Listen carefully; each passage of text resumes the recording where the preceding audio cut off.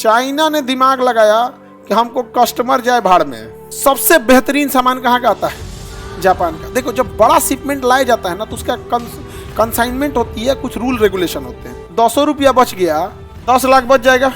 जो यहाँ तौलिया 300 का देगा, चाइना में 90 रुपया का देगा। तो अमेरिका का एक कंपनी जापान से सामान मंगा रहा था, क्रॉकरी, बर्तन। कंसाइनमेंट में एक शर्त रखा था कि हम 5% से ज़्यादा अगर कोई चीज़ टूट गया तो हम एक्सेप्ट नहीं करेंगे।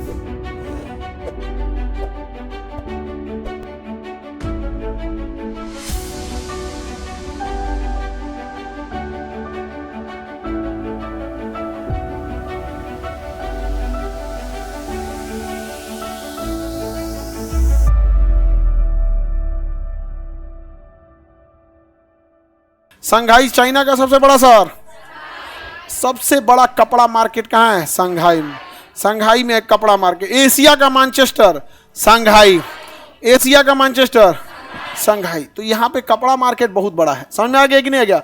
अब जैसे किसी को तौलिया चाहिए 1 लाख पीस, मोटा वाला तौलिया जो हम लोग यहाँ 250-300 का मिलता है, 1 लाख पीस अगर उसको तौलिया चाहिए तो अगर उसको 200 रुपया बच गया, 10 लाख बच जाएगा।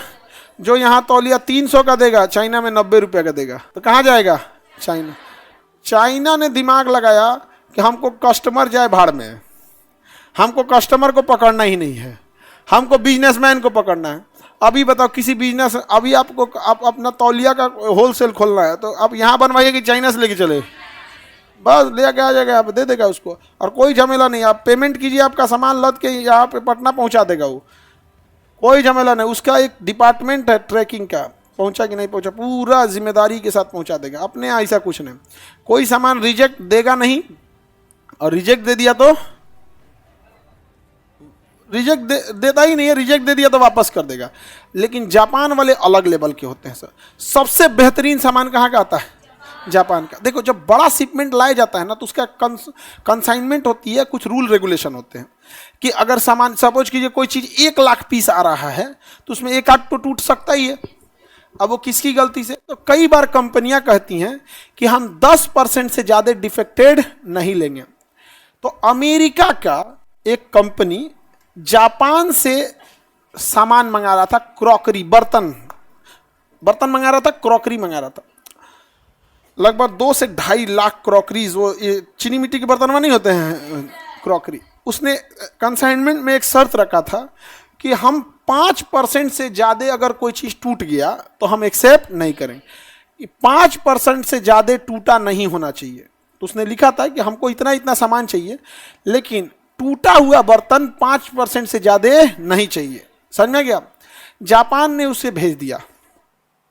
जापान ने क्या किया? भेजा, लेकिन 2 ठो कंटेनर भेजा। एक में उसका सामान था जो 100% सही था। उसके बाद जापान वो जो 5% टूटा हुआ था ना, वो अपनी कंपनी में तोड़वाया, अब तोड़वा के पैक किया और भर के भेज दिया। और फिर एक लेटर लिखा कि हमें ये समझने में दिक्कत हो रही है कि टूटे बर्तनों का आप करेंगे क्या। आप समझो जापान का प्रेसिजन, जापान की सिक्योरिटी क्या होती है। उसको कहा कि हम भेजेंगे तो टूटेगा कैसे? टूटने का सवाल ही पैदा नहीं होता है।